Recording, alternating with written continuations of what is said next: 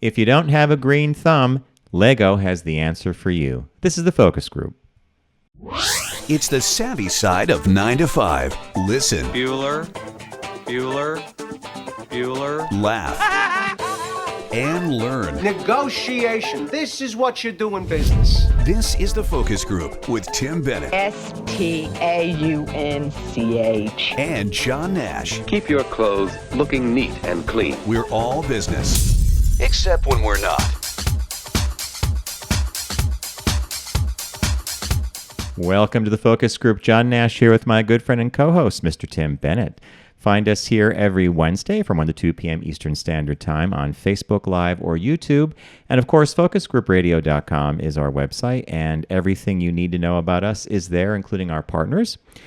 And our other show, TFG Unbuttoned, which airs on Tuesdays, 20-minute podcast. We urge you to start subscribing to that and liking and rating it. So last week of January, Mr. Bennett, and I'm going to kick off with something that you might have seen.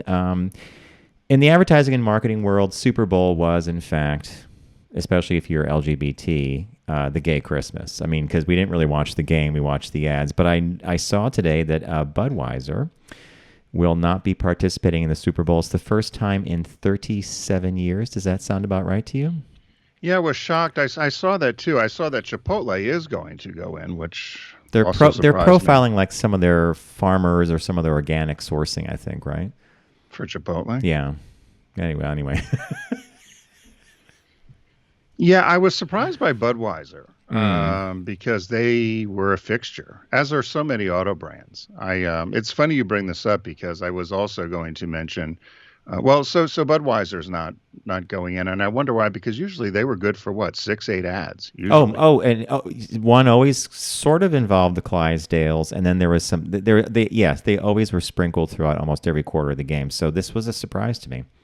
And at $3-4 million an ad, I think that's what they're still going for, probably upwards of $4 million for a 30-second spot, right? Yep, exactly. You've got to figure it's a big loss of revenue, but they always sell out, so somebody else will pick up the inventory. I had to laugh because you probably saw this as well last week. Both General Motors and Kia came out with new logos. So I guess during the whole event, these marketing departments had nothing to do but dick around with their logos. Hold on that one, because the second caught my eye is about the GM logo. So we'll discuss. Oh, it is? Yes. Oh, I had no idea. See, I don't get the... Well, so that's because... John produces the show, so he gets the inside the scoop. preview of what's coming up. So I didn't... That's interesting. Okay, so we'll discuss it then. But the Kia logo's also been redone. I didn't know and that. I talked about some other logos that were redone recently. Burger King was one of them. Burger King. Yeah. And so I don't know why marketing departments somewhat dick around with these things. It's going to be when we get to that part, we'll discuss it further. But I don't know. Sometimes I think logos should be left alone, especially the more iconic or the more recognizable they are. The less you want to tinker with it. That's you and me. Maybe we're old school, right? Well, I'll be curious. I'll just ask you this one question about the GM thing. Did you listen to the 45-minute explanation? No, I just read it was an article in Fast Company. The author who wrote the piece listened to the explanation. And I did too. It was brilliant. I mean, if you ever want to just have nothing to do and listen to this explanation that they blasted through Ad Age about the explanation of why and how and the who, what, where, and when of the logo. It was, people get paid for this. Well, the author of the piece said it was artfully done. He said, but, he called bupkis on it, is the way I would put it. So it was distracting and it was interesting, but... we'll discuss it more when we get to that then, and you're caught my eye. So have you been watching any... we mentioned last week you were watching the Pretend It's a City? Is that at the Fran Lebowitz? Yes, we haven't watched any more of that. Bob's jumped into something called Bridgerton. Netflix show. It's a period costume piece. If you like The Queen, if you like The Crown, if you like Downton Abbey, you're probably going to like Bridgerton. Right? I mean, it's historical. I boycotted it. Why? Because everybody else is watching it, I bet. Yeah, I'm like you. If you don't find it first, you're done. You were very much like that. Before I forget, you told me I reminded you of an ex-president. Oh, yes. So That's inauguration day comes around and we're on the phone and you said, I'm going to save it for the show, but you remind me of fill in the blank. And who would this be? Do you know who it is? No, I've been puzzling about it. I keep thinking maybe it's Bill Clinton. Maybe it's... You're exactly right, Bill Clinton. So here's why. If you watch the inauguration, so Bill Clinton, and there's actually somebody did a video. I'll have to find it. Maybe I'll post It's it. a voiceover of, where are you going, Bill? Where are you going? I'm over here. Yeah, is this... Well, Bill's missing. They're trying to find Bill because he is glad-handing and yakking with everybody. Hillary's trying to find him. The motorcade's waiting. She's waiting for him, like Bob is always waiting for you. Or whenever you and I've traveled, where's John? Where's John? Where's John? Yakety, yakety, yakety, yak. Bill's chatting with everybody, chatting everybody up, taking selfies, taking pictures. So I'm laughing. I'm like, oh my God, it's John. Bill can't say goodbye. So they're trying to say goodbye. First, they arrive and they're trying to say hello. He's trying to get in line and they're trying to bring the Bushes in. And he's holding up the line. It's all very choreographed. In come the Clintons, in come the Bushes, and come the Obamas. And Bill just can't walk in. He's got to give everybody, hi, how you doing? The elbow, the whole deal, yakety yak, what you doing, how are the kids? And meanwhile, Hillary storms ahead. So then when they're leaving, it's the same sort of thing. He's got to do what Bill does, which is, wants to talk to everybody, find out how everybody's doing. Which reminded me, there was some. President Obama was still president. I believe it was the funeral. It might have been I don't know who the funeral was. It was somebody in Israel, and of course it escapes me. It wasn't Menachem Begin, I don't think, but there was a funeral that they had to go to in the Middle East, and so Bill Clinton and George Bush went. And at one point, Obama, you can tell, wants to get moving, and Bill is on the tarmac still yakking with Netanyahu and a bunch of the Israelis, and Obama gets off Air Force One, comes down the steps after they've all said goodbye, comes down the steps and is tapping on Bill's shoulder. Bill, let's go. And you can see Obama with the thumb, like, come on, we're leaving, Bill. And you can hear him. Everybody's laughing, and Bill's like, wait a minute, with his thumb, and then it's like, we're going to leave you here. So it's the same sort of thing with you. How many times were you and I been in P-Town or something, and Bob and I will just stand there, and then we're just like, Bob will go, just keep going. We'll catch up. We'll find us. Because you'll bump into somebody, and then we'll say to you, John, who was that? Oh, I can't remember their name. Yeah, now that you say this, Pat sent us a very funny video of this show. They did a voiceover of some of the footage from inside the Capitol after the inauguration when Bill and Hillary are moving through, and they do this thing where suddenly the video cuts and they're like, Hillary's like, Bill, where are you? Where are you? Just stop shaking that person's hand and get over here. We got to go out to the back and watch them go away. So I think you nailed that pretty well. I do probably. Where's Bill? Where's Bill? And the Hillary's storm and she's by herself. Leave him alone. He's probably glad-handing. And he was doing exactly what you were saying. He was saying hello to all these Congress people, and you could overhear some of the chatter, like, how's they? Oh, I heard there was some hospitalization. Oh, they doing okay now? Oh, I'm so glad to hear that. Which is so much. It's so much like you. It's not a negative. It's just that's who you are, and that's your personality. And I was watching that. And I thought, oh my God, it's John Nash. Move it along, because they want to get the program moving, and you're holding it up. There were times you and I, when we were on the clock at Sirius, you would take a break, and the clock is clicking, you're on, and it's like, where's John? Chatting away. The show's got to come on back in. The show's on. You got to get back on air. Speaking of keeping it on the rails, let's do this. What caught your eye? What caught your eye? Here's what Tim and John found. Before you do that, though, I do have one more thing to say. Mm-hmm. They also did one of those voiceovers of Michelle Obama, which was really funny too. Should I look for that? Should I look for that one? Did you see that one? No, but I should look for it, right? Talking about, she walks up to, I think she walks up to Beyonce or something, and they're talking about what Lady Gaga wore. Do you see that bird? That bird, where? They say something, and she says, "Where's Bill?" Or Hillary comes up, and they're like, "Anybody seen Bill?" And Michelle Obama's like, "I think the bird ate him." It was funny. See, I love stuff like that. Okay, what caught your eye this week? So there's you have there's two quick things, ones. right? You had mentioned this. I think one of our listeners had sent something that you sent to me. I think you said you sent me something in the mail. I still haven't gotten it. Yeah, it's according to the post office. It's sitting somewhere. So it was a squeeze toy. It was like a little groundhog or hedgehog for Spike from our Fort Worth fan. Did you send it to PA or Delaware? Delaware. Could be there. So it's so I found this. This was in the Philadelphia Inquirer, but apparently this is happening across the country at some of these big mail hubs. And the headline is, if you're still waiting for packages that were mailed in December, it could be a while.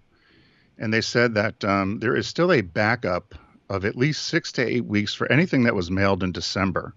So if you mailed any sort of packages, which includes not only packages for Christmas, which could have been gifts or presents, but also whether you had medications, bills. They're talking about lots of people's light bills or electric bills, water bills, mortgage payments, that these processing centers are so backed up due to a number of things. One of them being COVID, people being out of work, and then just the sheer volume of mail that was processed. And it was kind of one of these, I guess, just a Perfect storm. What was that? Perfect storm. And a perfect storm. You described it perfectly. So what had happened was a lot of companies like UPS and FedEx, because so many people were doing online shopping and all these retailers were sending things rather than people shopping in person, they noticed early on in November that they weren't going to be able to use UPS or some of these third-party services. So they cut off delivery. So FedEx, UPS, some of these services stopped taking orders because they knew they couldn't deliver. So they diverted stuff to the U.S. Postal Service, let them handle it. So they said they were getting up to 40 million packages a day, which was unbelievable. Wow. So they said what they've been trying to do is they were doing last in, first out. So in some cases, if you put something in, if something came in on, say, December 15th, it would go right out. But if something came in December 1st, it may still be sitting there. And so they're saying it's going to be at least another 6 to 8 weeks. They tried to hire all kinds of temporary workers, and they said that the backup, they have miles of trailer trucks just sitting with mail still that needs to be processed. And they were showing this at some of the big hubs. They said it's also people who have been out because of quarantine, because of social distancing. They said 70% of the Pico customers, which is the big utility here, receive their bills through the mail. They said over 1.1 million people did not receive their bills from the electric company in December, and that's just in the Philly, Eastern Philly area. They talk about people whose medications, particularly somebody that gets medication weekly for diabetes. Some of that stuff has been running 3 weeks late. So they're trying to figure out how they're going to handle this backup. And then also, it didn't help that the former administration also was involved in trying to mess up the mail for the election. Louis DeJoy, is that the Postmaster General who had ordered the removal of certain sorting machines? And yeah. So it was, as you said, it was a perfect storm. So they said, be patient. But if you did mail things, they said that delivery is, they're still trying to catch up, but it could be another 6 to 8 weeks if you had ordered parcels. They said it's affected the Philadelphia, Pittsburgh, and a lot of the Mid-Atlantic, but it actually has an effect across the whole country because obviously things get moved around in these different hubs. And they said you could see something that's sitting somewhere, but it's just going to show that it's sitting, not moved. Okay. Well, thank you. So it's funny because you mentioned to me that, hey, did you get this thing? Spike's I said, no, toy. it's funny Yeah. that I didn't. And I just got a couple Christmas cards last week. Yeah, we're getting some weird mail that's trickling in, and this explains it. When you sent me this, I was like, okay. You had mentioned it before. You said, hey, I'm going to talk about this on the show when I told you the package was en route, and you're like, it may be here later. And just one more very, very quick thing. This just came out. Godiva is closing all of its stores in the United States. They're keeping their stores open in the Middle East and China, but they've decided that they're closing all 128 brick and mortar stores in North America. They plan to have them all closed by March. They initially, though, last year, or in 2019, they opened a cafe in New York City, and they plan to open 400 of those across the U.S., similar to like a very high-end Starbucks. They were going to do these chocolate cafes and have 2,000 of these around the world. But they found that with mall traffic plummeting, just in general, not even prior to the event, that that model's just not going to work. So they've decided to just cut out and leave the market. You could still do it through mail order, but the luxury chocolatier, Godiva, will be no more in brick and mortar in the U.S. as of March. So that kind of you answered my question by saying that cafes were going to be open, because I know that they have the cafes, but the dedicated chocolate stores, boom, gone. But if it's a cafe, that's probably going to, it's a branded spot then, right? No, cafes are going too. Everything's going. Oh, Everything will be gone. They had planned to do that. They had planned to open. They did open them in New York, but they're closing got it. everything. Okay, so okay, I got it. Yeah. All right. Well, for caught my eye, I got a little quick one. Then we'll do the GM one. For me, I teased it at the beginning of the show, and I saw this come up, and I was like, "Wow, this is weird."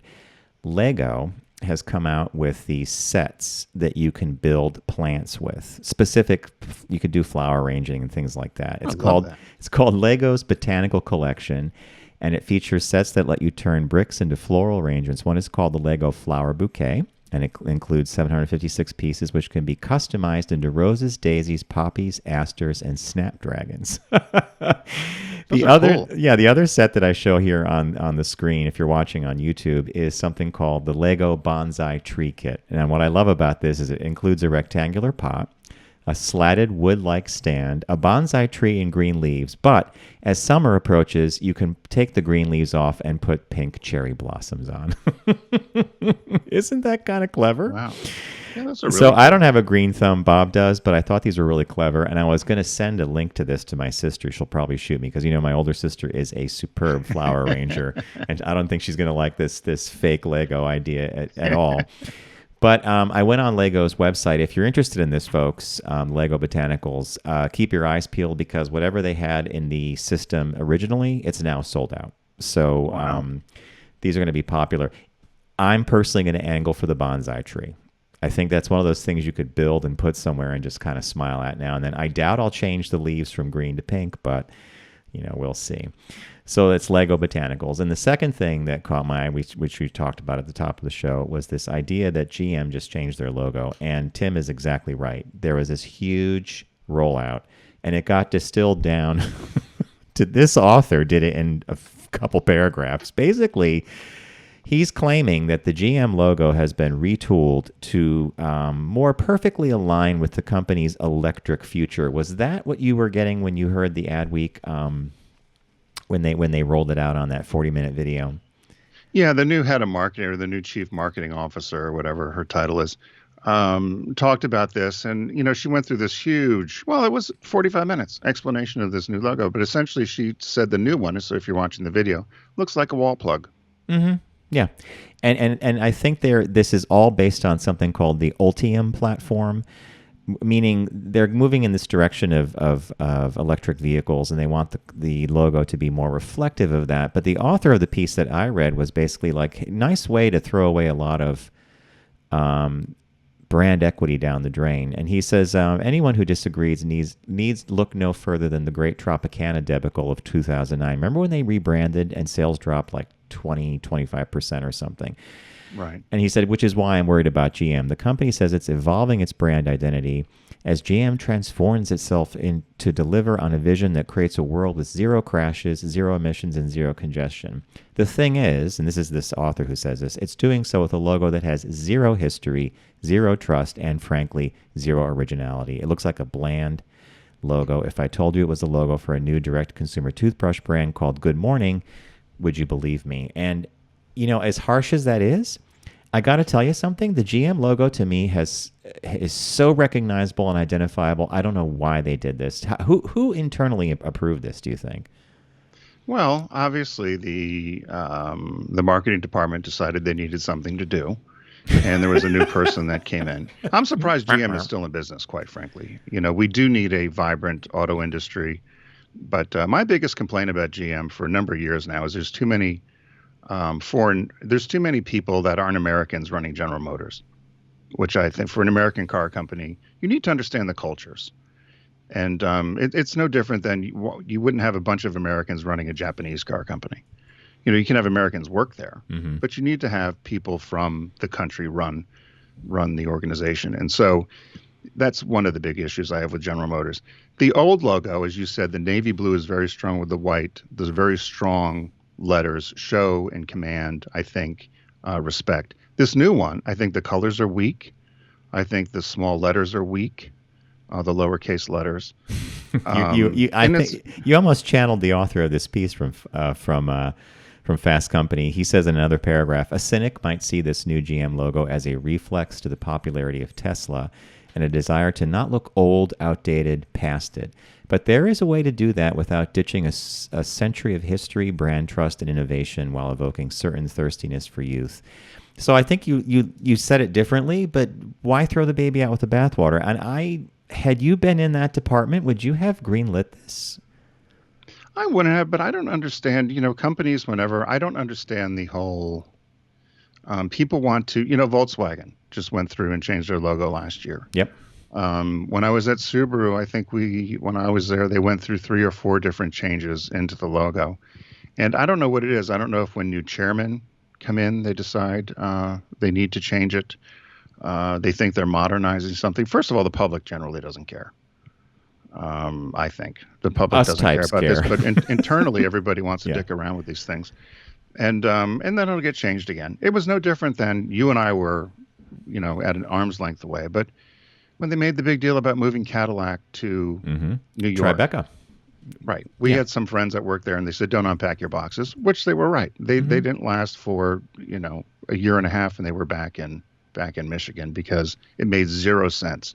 To move Cadillac to Tribeca. I mean, that was probably one of the dumbest moves you could have done, and we could have all told them that. But I don't know why these things happen. People. I would have approved a brand refresh. Like I look at the GM logo, and if someone said to me, "I'm going to round the corners of the box it's in, and we may change the shade of the blue," even at that level, but the wholesale change means across the board, a lot of people are going to make some money on this because think about all the stationery has to change now. Everything, signage, dealership stuff, third party. It's going to take a while for this. The brand signs, right? The brand signs at all the dealerships, which is a fortune. There's a very famous that when they launched the Volt car, I should post it. I'll probably get in trouble for posting it, but I think I will.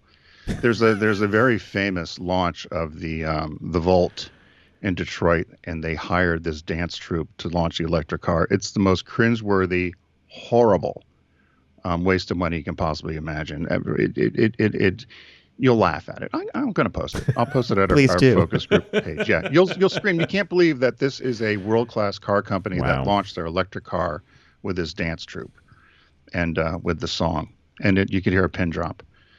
It was really so bad it was cringeworthy. And the person did get fired, but.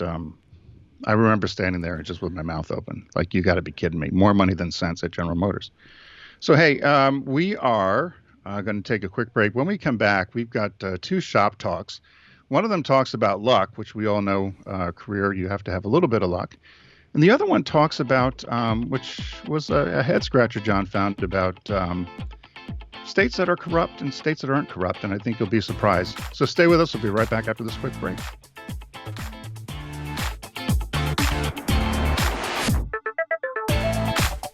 You're listening to The Focus Group with Tim and John. Learn more at focusgroupradio.com.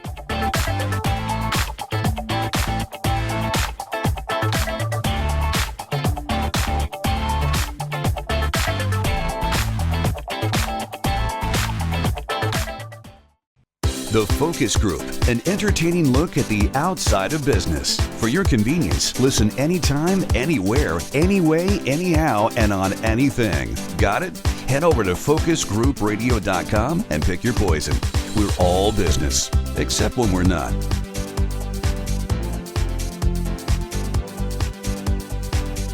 Welcome back to the Focus Group. You have Tim to thank for that rejoin that you just heard. Anytime, any place, anyhow. You went on the any train, and it came out just great. Yeah, the any train. You gotta get on the any train. Any place, anyhow, anywhere, any place. So right? We're all free. For a second, going back to Super Bowl for this year, because we talked about it a little bit in the previous segment about how Budweiser's not going to be in there. Do you think that the lack of physical presence in the stadium and what brands used to do, they used to buy out, skyboxes and those tickets were like the tickets to have. Do you think the lack of the physicality is going to make a real difference in the broadcast part of it? I wondered about that. They've done a great job. I don't know if you've watched any games this year, but they've done a great job of putting a soundtrack over. Yes, I have noticed that. Yeah. Make it sound like the stadium is full. In fact, it's which I was almost a little eerie. surprised. I don't know if you watched this Sunday. The Chiefs, they did the chop, which is politically incorrect. They were doing the the Indian shop, which I was a little surprised they were doing that. Yeah. But yeah, I was wondering what the halftime show would be and how they were going to handle that, if they were going to handle that, what the halftime entertainment would be. I don't know if they picked that yet. But, there is such a huge amount of money that comes in when you do when you do a Super Bowl, right? If you think about it, it's like the Kentucky Derby or any of those big events. You bring people into town, the restaurants, the hotels. It's like a huge convention, the thousands and thousands of people that come in, and the corporate entertainment and all that comes with it. So it'll be weird, I guess, not to have it. And I think a lot of people will lose, businesses will lose money, but we've been losing it now for, a year? Oh, yeah, it ain't going away anytime soon, that's for sure. And I think this whole part of the economy lies dormant. Live performance, live entertainment, Broadway, travel. And I don't even know if business travel is ever going to come back the way it used to be, but that's for a different show, I think. So, well, I was wondering before you go there, you live in Manhattan, so I was wondering about Broadway, though. These theaters, because Broadway is such a huge part of New York City, the theaters are just closed, right? Yep, they're dark. There's nothing. Yeah, nothing there.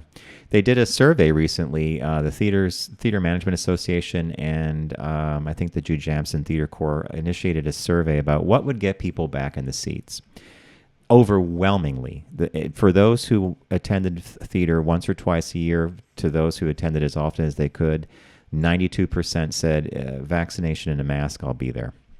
That was actually kind of heartfelt to me because I thought, you know what, if you're already accepting that you're going to be wearing a mask for a long time and you're vaccinated, then you want to be in that seat. You want to see a show. But what does that mean? That means that we're not seeing this happen until late summer, fall, maybe. Will you still wear a mask when you're vaccinated? That's what they're saying you have to do. Yeah. For how long? Until they feel that there's enough of the population that has gotten the vaccine, has antibodies, or had the illness. That when you do contract, and by the way, a vaccine does not guarantee you're not going to get sick. It just might mitigate the worst effects of the virus.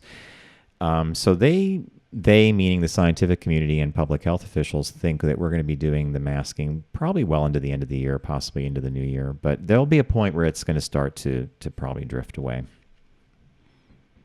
You're not happy about that.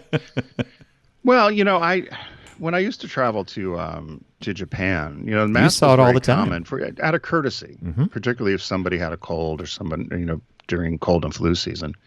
And many Japanese did that as courtesy, particularly on public transportation and on the streets. And of course, as Americans back then, we thought it was kind of a little bit odd. But now, they obviously were onto something that we didn't pay attention to. Simple cold and flu season. And I think I remember the time you came back and you're like, this is what they're doing. And it's a courtesy. It's not that the government didn't mandate it. They just want to protect their fellow citizens, which I thought was really cool. Yeah. So you found two Shop Talk. Well, actually, you found one. I found one. The first one that Tim found, it's a little Shop Talk piece called Yes, You Can Learn to Become Lucky. I've been trying to puzzle out how to distill this down into the Cliff Notes version for the audience. And I think the best thing I could say is this. If you're on the lookout for opportunity, you may end up finding it, because if you're not looking for it, it's going to pass you by. And the person who finds the opportunity or sees it, even in a bad situation, is considered lucky, in air quotes. Am I close on that, do you think? Yeah, we've done versions of this probably over the years, and that a lot of people say don't discount that there is a certain amount of luck in people's career, right? Biggest aspect of it, I think, yeah. Right, that don't ever discount that there is a certain amount of luck. Do you ever think? So before we get into the nitty gritty of this, do you think you've ever been lucky in your career? Yeah, I think a lot of it's been luck. I think a lot of it's been in the right place at the right time. And to the article's point, recognizing that you may actually be in the right place at the right time, or jumping at something that might have seemed a little peculiar at first, but it's an opportunity you took and it led you down a different path, and maybe you met different people and suddenly you had different opportunities. But I would say, yeah, I think I've had a lot of luck. So do you think so I'll ask you this then. So when you had your first agency, Mo Ryan Nash, and you guys were on the forefront of marketing to the LGBTQ, well, at that time it was just the G&L consumer as it was identified. But do you think that was luck, or do you think you took advantage of an opportunity, or do you think it was a combination? Because you had met your partner, well, Ryan. Mm-hmm. Dave, and so do you think that was something where you just took a chance, or do you think that was luck? Do you think it was a combination? Did you see something? Okay, so I think it was youth. I think it was an exuberant belief in the future, and a realization that there wasn't much to lose if we failed. There was a point in the beginning of the business where we used to roll change to make it through the week. Here you get $10, I get $10. But what I'm getting at is it made for an environment where if we were pitching or promoting ourselves to a client, we went all out to make sure that they trusted us and we would get the business. So it was a function not of desperation, but of, we have nothing to lose and we believe in this marketplace. And then I think the luck factor came in to our energy and enthusiasm intersecting with people who really did want to reach out to the consumer and make an effort. Is that a sound answer, or is that like kind of? Yeah, no, and I think everyone's answer is different. I had a friend of mine who I remember I met him for drinks, I was out having drinks and bumped into him, and I had just been traveling somewhere, and he said to me, "You're so lucky." And I looked at him, and I kind of tilted my head, and we were about the same age, and he kind of went down this laundry list, and I said, there's also a lot of sacrifice. I said, I'm not here on weekends. I've spent a lot of time away from family, friends, traveling overnights, relocating. I've lived in 9 different places across the country. Didn't know anybody when I relocated. Can we just stop? Can we just hit the pause button right there? I have admired you for that since we graduated college. If anybody were to ask me about your business career, I'd be like, well, one, Tim's got a lot more chutzpah than I do, because you've actually picked up and moved to so many different locations. You've experienced so many different parts of the country, and your job and your job descriptions often put you directly in the path of people that you would not normally do business with, but you had to. Yeah. So that's the sacrifice you're referring to, is that you've made the decision to pursue things, right? Right. And me driving around northern Minnesota or northern Wisconsin in the dead of winter, northern Michigan, and showing up at dealerships where they have rifles and guns for hunting on the and me, right? Mm-hmm. So imagine me showing up. And so when he said that, you're so lucky, I thought, and it's exactly what you said. I thought, maybe in some aspects it was lucky, but I think there was also a certain amount of taking it, and not taking advantage, but as this article says, is realizing that while there may have been an amount of luck of getting a position or take a look at a position and say, okay, I'm in this role. How do they use the word exploit. I don't think exploit's the right word, but how do I take the position I'm in and use it to my advantage to create my own luck? So the fact that I do all these things, and if I do them well, what's that going to get me? So as I looked at this and said, you know what, I did a great job while I was out there as a district manager. My ultimate goal was to get into the marketing department. So I had to do these. You had to get noticed. Yeah. Right. So I had to spend time in Iowa and Portland, Oregon, and all these other places that I lived in order to do a good job, to be noticed, to get moved back east, to eventually work in the marketing department. So is some of that luck, or was that hard work with a little bit of luck? And that's kind of what this article, I think, says, is you have to kind of create it yourself and have some me time and decide what advantages you're going to take from it. Or do you always consider yourself, if you always say to yourself, I'm not lucky, I'm bad luck, I'm not smart, you're going to create that image for yourself. And so you have to either be more positive or want to take advantage of things. I think we've both done that in different ways. And I think that's kind of what you're distilling with this article. They call it the serendipity mindset. And it's awareness of the unexpected is what separates the lucky from the unlucky. I had to puzzle with that one for a while, but in many ways it made sense after all, because you and I have grappled with a lot of stuff over the last 13 years, and it's the unexpected. Well, and it's also our attitudes too, but Yeah, so the serendipity mindset, be prepared for the unexpected. If you're willing to jump into the gap of the unexpected, something good may come out of it. And we can call that luck, or we can call it just having what I would call a plastic mindset, plasticity. Right. They gave 4 different examples here. One of them I disagreed with. The first one was learn to be lucky. And they said, for instance, they give an example here. Somebody was late for work. And they said, rather than being late for work and you decide you want to stop off for coffee, and rather than hurrying through that process of getting coffee, while you're at the coffee shop, you notice a different group of people than you usually see. So instead of rushing through, you strike up a conversation and find out that there's somebody there that needs an accountant, and you strike up the conversation and you pick up a new business associate, or you pick up new business because of this conversation you had. So you brought luck upon yourself. However, I'm thinking to myself, you're late for work, right? If you're late for work, the thought of you saying, You can have the a Bill chat Clinton model, right? Yeah, I was just thinking of that from our first half of the show, the Bill Clinton thing. Yeah. So if you're late for work, though, are you really going to say, oh, let me be later? I'm late for work. I might as well be really late. Let me chat with this new group of people I've never seen. So I called BS on that one a little bit, and I thought, I don't know about that. But it was essentially, take advantage of new surroundings when you could. Was that one? And then what was the next one they talked there about? was one called Declutter. This one kind of puzzled me that it would show up in an article about luck. But the less clutter in our lives, the more time we have to notice opportunities and to embrace positive change. Our brains tend to have a finite amount of space available for processing during the day. The less junk that fills our mind and home, the better. That could be. I agree with that one. Don't you? Yeah, I do. Just not having a lot of stuff around. No, because it takes up valuable brain power but this is saying get an intent to rid yourself of clutter is going to lead to you recognizing opportunity. I'd like to see that in practice, but I tend to agree with it. This other one is something you've always advocated, take time for yourself.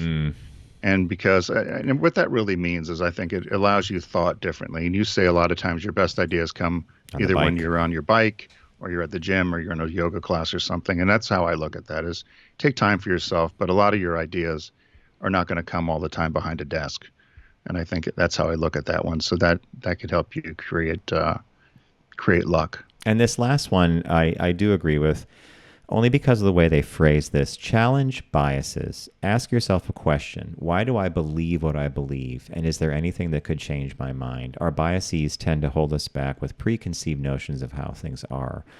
So that's an interesting one, because when you begin to question some of your foundational thinking or some of your biases, and they could be minor or major, it just opens you up for a different way of thinking in general, which goes back to that idea of decluttering and learning to be lucky and looking for the unexpected. So I think that does have a natural flow. Yeah. So I and then there was one more just that talked about trying new things. Yeah. And you and I try to do that with the business all the time. Mm-hmm. You don't want to do the same thing over and over because you're just going to get the same result. And that's an old cliche. So you have to try new things. So, but you have to create your own luck, right, John? Tim. Bottom line. Create your own luck. Too bad we can't try that in Vegas. Every time we learned, Tim and I learned very early on that we were not going to retire all our debt in Vegas. We weren't going to walk away rich. The house always wins. It took us maybe 10 minutes to figure that one out, and then we just go out there and enjoy the shows. So anyway, create your own luck. This other piece I found, it was just a strange article because of the way they did this. So the article says, can you guess the most corrupt states in the United States? Now, this is interesting because what they did was this, who was it again that did this? They took a bunch of data about lawsuits, malpractice suits, like a whole bunch of things that revolve around, court cases and litigation. And they factored that all in, and I think it was called Best Life was the organization, and they came up with basically a set of data that let them look at the worst, most corrupt based on these standards, and the least corrupt. And so that was an interesting kind of a thought that you would just take all this data from legal stuff, from lawsuits and malpractice suits and all that stuff, and you would come up with this. So the least corrupt states, moving from the 50th backward: Kentucky, Illinois, South Dakota, Alaska, Montana, New York, that raised my eyebrows, South Carolina, Tennessee, Florida, and Mississippi. So the author basically says he's not sure what the thread is between all of them, but according to the data, these are the ones that from a legal point of view were not as corrupt, if you bought that logic, right? Right. So the least corrupt was Kentucky, which all I hear is Mitch McConnell. I'm thinking Mitch McConnell and Rand Paul. I'm thinking the two most corrupt people I know. Oh, okay. And then on the most corrupt. Okay. I like the way you just breeze on that. Yeah. So on the most corrupt, so what we'll go from 1 down, 10 down to the most corrupt. Yeah. So we'll start with so Washington State at 10, then Nebraska 9, Minnesota, Iowa, Idaho, Colorado at 5, Oregon at number 4, Arizona at number 3. This would be a Tim's list, by the way, right? Yeah. Nobody would ever get it. Number 2, Utah. Thing. Yeah. And the most corrupt state in the nation, and our clue would be the most socialist state, what everybody always calls the socialist state of America, would be Vermont, which was shocking to me. And to the author, and he says, but the data shows a huge number of corruption convictions per capita and a relatively low state integrity score. Additionally, the state suffers from a very large number of medical malpractice reports per capita. Fascinating stuff. To me, it is. I mean, I don't know that I would. Vermont crunchy. Everybody gets along. Yeah. This. Not even billboards allowed. It's like the old Soviet Union, Vermont. Yeah. So I don't know that you would, if you're listening and you're scratching your head like we are, I don't know that you would want to put a lot of stock in this. It's just one of those fascinating uses of data, that you could take all these data points, get some kind of a number out of it, and apply it to the states. I'm not sure that it's the best use of that data, but it certainly is eye-opening, right? It's interesting. Yeah, I was shocked to not see Connecticut, New Jersey, well, Rhode Island. They're somewhere in the middle, right? They're in the middle. I was shocked not to see some of our places there, but Vermont was the surprise, I think, and that was a surprise from the author. But yeah, who knows? I guess when you look at these things, what do you always say about research? Are figures lie and liars figure. That's what you taught me, and I've never forgotten that. It's a great line. All right, it's time to move on to our business birthday. Everyone does celebrity birthday greetings, but the Focus Group is the only show in the universe that celebrates business birthdays. So born not far from where I am in Philadelphia, Calvin Cal Schenkel, still alive, 74 years old today, born January 27th, 1947, in Willow Grove, Pennsylvania. He's an American illustrator, graphic designer, animator, and comic artist. He specializes in album cover design. And so back in the day when people used to do album covers, John, we used to love album covers. I loved albums. I mean, that was really a big thing, right? You would study these album covers, you'd look at them, I think it was such a big deal. And a lot of times you would judge, if you didn't know a band, you would probably judge them by the album cover. This is a rare case of judging a book by its cover, right? Yeah. So he was the main graphic artist and collaborator for rock musician Frank Zappa. That was really his guy. So he was responsible for most of the design of many Zappa albums. I was not a Zappa fan. Were you? No. So this will be a short business birthday. So, but see, that's an interesting point that a lot of bands had their favorite photographers or illustrators or designers that would bring to life the album cover, right? Yeah, he was introduced. So he was the main graphic artist and collaborator for musician Frank Zappa. He was responsible for the design of many of Zappa's album covers. He worked in a style that they called punk art or new wave era. And he attended the Philadelphia College of Art for one semester, and then he headed up to New York City in '67, and he was introduced to Zappa by his girlfriend. And he said he was influenced by a comic strip, Crazy Cat, and Mad Magazine. And he developed his own primitive, ragged style, and it was very surrealist. And he had put together this exposition of artwork that was shown at Evergreen State College. And he also, it was viewed by, this is just kind of an offshoot, Matt Groening from The Simpsons. Mm-hmm. Saw the exhibit at the time as a student and kind of fell in love with his work. So he first met Zappa in New York City at a studio in the apartment, and Zappa and him became friends. And Zappa kind of took him under his wing, and he kind of became the in-house artist for all things Zappa. So he worked on, the first project he worked on was for his album, We're Only In It for the Money, which was a parody of the Beatles album from Sgt. Pepper's Lonely Hearts Club Band, yeah. Band. And then he did all kinds of work for Zappa. He did vocals on Zappa's albums. He did production and designer work for films. He did animations for a number of songs. You could see him in some Zappa movies.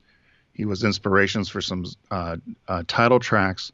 And even when Zappa went to register his son's name, Dweezil, the hospital wouldn't let him use the name Dweezil. Yeah, Apparently, wouldn't let him register the name. So Zappa just did a string of names and used Calvin as the very end. Ian David Calvin for Friends. So after Zappa kind of got in a fight with Warner Records, Schenkel decided to move back and do his own mail order sort of type business back to PA. But he still has done work for Zappa occasionally and does some mail order work. But he's designed probably a lot of bands we don't know, but there's probably, I would say, 30 or 40 different album covers he's designed over the years for a number of bands. So happy birthday to Mr. Schenkel. Cool business birthday. Guy went out of, and he's local to you. Cal Schenkel, yeah. I never heard of him. Did you? No, but I know the work. Some of the stuff that you sent me, I'd like, oh yeah, I recognize that. So pretty cool. Pretty cool. So, hey, we want to thank you all for joining us here on the Focus Group. Be sure to go to focusgroupradio.com. You can find all of our media housed there, including our podcast, which is TFG Unbuttoned. We hope all of you have a great week, and we'll see you in the new one, as John says. Remember to mask up, and take care.